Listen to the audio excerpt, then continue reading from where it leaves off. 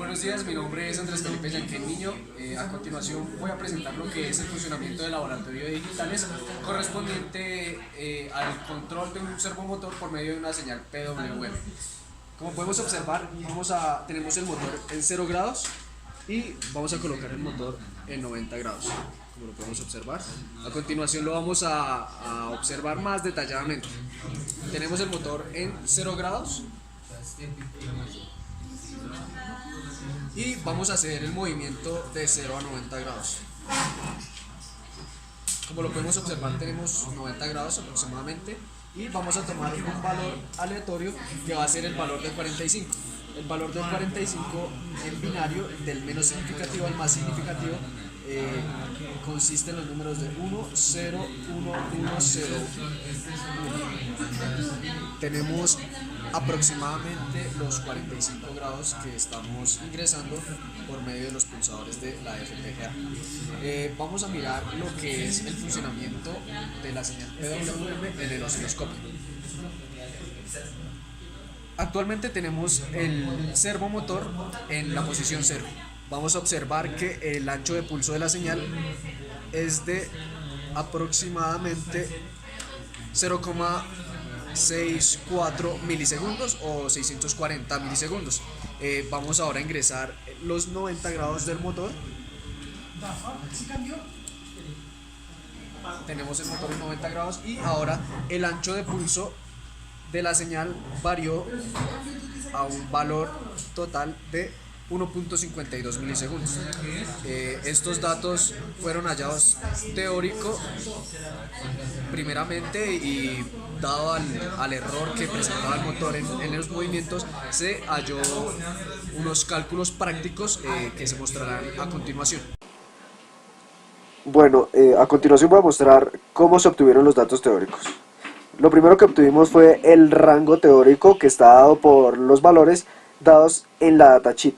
Tenemos que en la datasheet se tiene a 1.5 milisegundos 90 grados en el servomotor, y a 0.5 milisegundos tenemos 0 grados en el motor. Nos da un rango de 1 milisegundo, como podemos observar en los cálculos. La frecuencia necesaria está dada por el rango sobre la resolución, esto el inverso elevado a lo menos 1, que nos da una frecuencia de 90 kHz. Hacemos una regla de 3 para hallar el conteo necesario para cumplir los 20 milisegundos de la señal PWM. Esta regla de 3 nos da un valor de 1800, que es el conteo que tiene que hacer el contador, valga la redundancia, para cumplir con los 20 milisegundos de la señal, del periodo de la señal. Al implementar estos datos observamos que no se tenía coherencia con los datos aplicados, y posteriormente lo que hicimos fue colocar el servomotor en 90 grados, dando valores en las entradas de la FPGA para que se dieran ese valor, sin importar que no fueran las entradas binarias en la equivalencia al número de grados, sino que colocamos el servo en 90 grados. Observamos el ancho de pulso de la señal PWM en 90 grados y el ancho de pulso de la señal PWM en 0 grados. Estos resultados nos dieron 1.46 para 90 grados y 0,6 milisegundos para 0 grados, dándonos un rango de 0.86 milisegundos. La frecuencia necesaria, como ya lo dije, está dada por el rango sobre la resolución. Esto a la inversa elevado a la menos 1 nos da una frecuencia de 104.6 kHz. Hicimos la regla de 3 para hallar el conteo del contador, que nos dio de 2080 conteos. Esto fue lo que implementamos en la parte de la FPGA. A continuación voy a explicar la parte correspondiente al código VHDL para la implementación de la señal PWM. Tenemos la parte del divisor de frecuencia, que los cálculos fueron los siguientes. Tenemos 50 MHz dada por un pin de la FPGA, el reloj interno de la FPGA, lo dividimos en la frecuencia deseada, que es 104 kHz. Esto nos da los pulsos, que en este caso son 480, en los cuales está contenido la señal de 100 kHz. Para hallar cuánto tiempo tiene que estar encendido y cuánto tiempo tiene que estar apagado, la dividimos en dos. Es decir, que 240 pulsos de la señal de 50 MHz tiene que estar apagado o en cero lógico, y los otros 240 pulsos tienen que estar en uno lógico o encendido. Tenemos que se definió un clock, un reset, un clock out.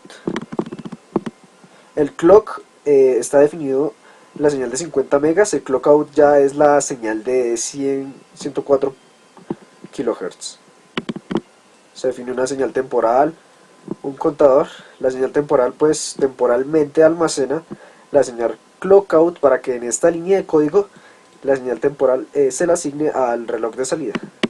El contador se definió en el rango entero de 0 a 240, inicializado en 0.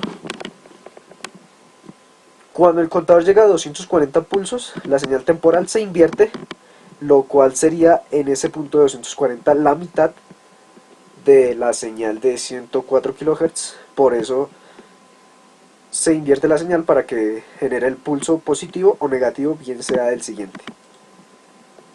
Tenemos que en la parte principal del código se definió un reloj, un reset, un CLK de prueba que nos va a arrojar la señal del divisor de frecuencia, y la parte del servo que almacena la señal PWM de control. Se definió un contador, una señal PWM y una señal clock out. La señal clock out del divisor se le definió a la señal clock out definida acá, como lo podemos observar en la instanciación. La señal PWM tiene un offset de 38 dado por esta relación, esta regla de 3, que da que 0.6 milisegundos equivalen a 37. Por otra parte, vemos que el reloj de salida del divisor es el que está manejando la parte principal del código. Tenemos el contador, como ya lo habíamos definido en los cálculos, de 2080, y la parte de asignación del reloj de prueba. También tenemos en esta línea de código la asignación de la parte de la señal PWM, que va a salir por un pin, y este pin va a controlar a través de esa señal el movimiento del servo. Muchas gracias.